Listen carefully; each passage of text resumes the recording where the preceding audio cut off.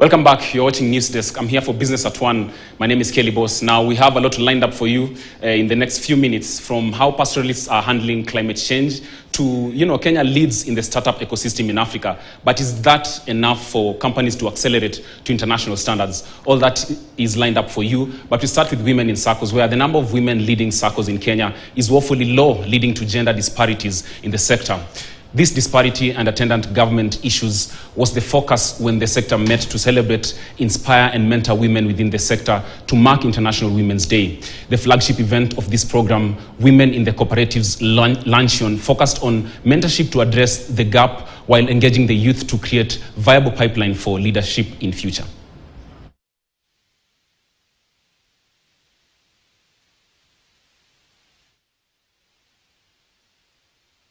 We face a lot of gender disparity in the cooperative movement, and largely it's because women are not able to show up and they're not able to speak up for themselves. And this is a big challenge, thereby creating the current visible gender gap in the cooperative movement. We are looking to engage the youth and the young population, especially through the worker cooperative model, mainstream it in the transport sector, healthcare, trade, education institutions, so that the more agriculture and all the traditional models that were mainly in the cooperative space may not be attractive to the young people, but the creative and digital space, the technology space, we are trying to mainstream this, and also healthcare, we are trying to mainstream this into a cooperative model. Still with women, more than 1,500 women in the Kipkelion coffee value chain are set to benefit in accessing funds and training programs through their newly launched Association of Women in Coffee Industry, Mashinani. Speaking during the launch, County Executive Member for Agriculture in Kericho, Mariger Lagat, assured the coffee farmers of the county's government's efforts to supplying farmers with high-quality seedlings, adding that the county government is in the process of creating a revolving fund for the coffee farmers. Women in Coffee ni kikundi cha wamama ambao tulipatiwa miche ya kahawa na wazee, ambapo saizi tumepata kuwa empowered na mama akona miche ambaye ni yake yenye anajiandikisha kwa society yake akiwa na membership. Na vile tumefanya hivyo, wamama wakaweza kuregister, wakawa members, tukaform asako tukisaidiwa na Kipkelion Cooperative Union. Kama wamama wa Kipkelion tumeweza kufanikiwa, wamama tumeweza kuwa na ile hali ya kujitegemea. Wamama ndio ngao muhimu katika kilimo hasa ya kahawa, na kwa mara nyingi wao ndio tunawategemea kuchuma kahawa, na tunataka kuimarisha uwezo wao kuweza kukuza kahawa kwa njia iliyo mwafaka kabisa, ndio tuweze kupata soko na pia kuweza kunufaika na mazao haya. We are going to work hand in hand with these our women, and not only women but generally we want to talk about improvement in the entire sector of coffee. We provide seedlings to groups, good quality seedlings. Recently our governor launched a group of people called agripreneurs, which we intend to excite the youth and women also to join agriculture, because agriculture as a business is more profitable and can absorb what we see in terms of the lack of employment opportunity. Now, more than 10 pastoralist women groups in Laikipia County have exhibited achievement in overcoming challenges attributed to climate change through livelihood diversification. Now, the current droughts in the region have resulted in deaths of livestock, their main source of livelihood, forcing families to venture into other forms of survival. They have now ventured in beekeeping and honey processing, growing aloe vera for export and processing organic soap using locally available materials to enable them overcome economically and become economically empowered.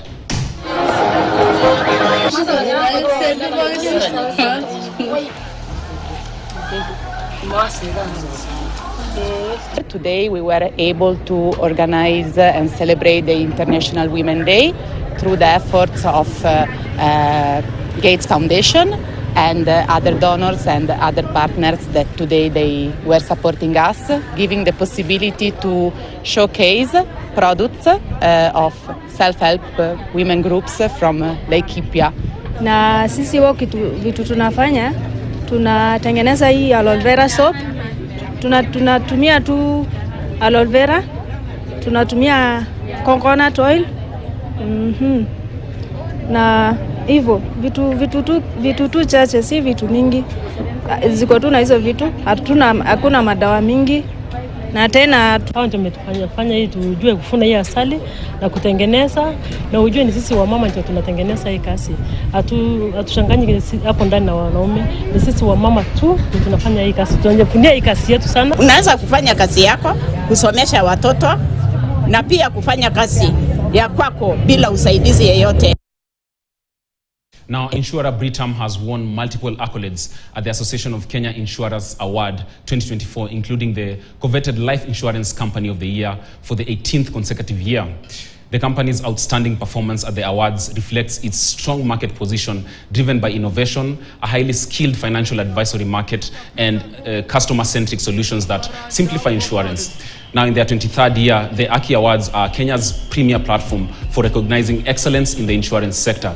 Themed this year as growth in the dynamic environment, Britam recorded 324 qualifying agents in life insurance and 27 in general insurance. Notably, 16 of the top 50 life insurance agents were from Britam, with 6 securing top spots in 10 of their life insurance presidency award.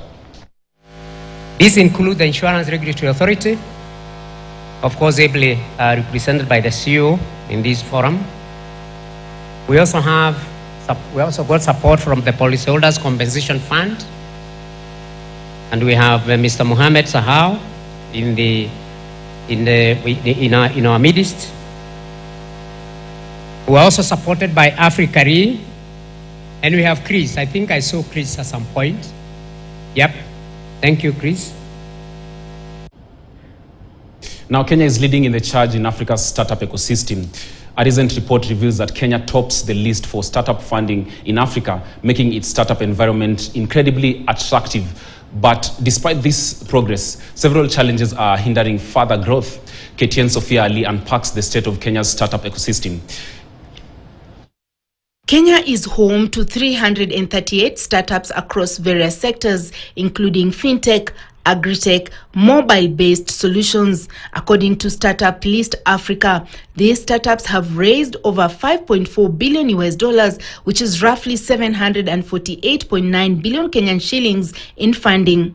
We recognize that the youth of the country are very innovative, they are very creative, and they take up tech very well in what they do. As a government, we aim to create an enabling environment for the uptake of ICTs and, for the utilization of tech in various sectors. Recognized as one of Africa's leading tech hubs, Kenya continues to draw a global attention, particularly in fintech.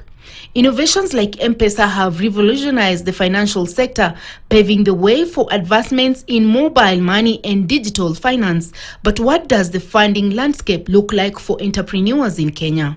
We have a lot of innovations on the shelf, and where nothing is happening with it.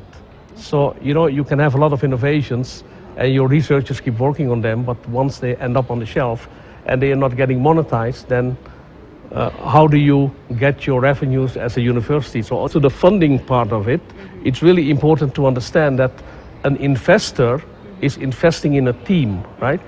If I need to give you money, I need to understand, despite you have a brilliant product, I need to understand, is the team capable, and will they bring that product to a certain level if I give them, for example, 10 million Kenya shillings. Shalini Olalo, an expert in banking, finance services and insurance at Microsafe Consulting, note that the status quo of startup funding is still wanting, accompanied by colossal startup failures. Startups in Kenya face numerous challenges, from the policy level to access to finance.